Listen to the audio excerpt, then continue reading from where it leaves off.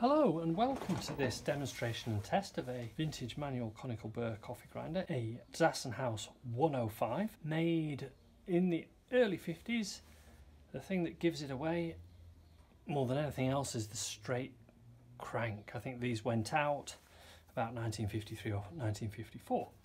Anyway, test is, as it always is, we're going to take 7 grams of coffee beans. We're going to set the grinder to its finest setting, the adjuster being inside on the underneath of the mechanism. Finest setting is with the burrs just touching but not labouring, as it is there. So let's see how it does.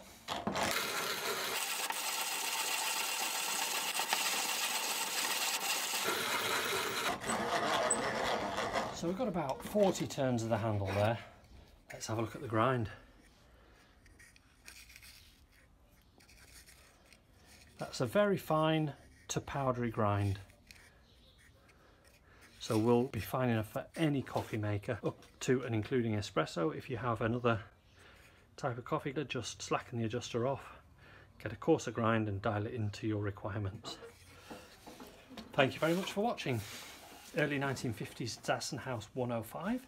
Feel free to look at the links in the description and at the end of the video, and happy grinding.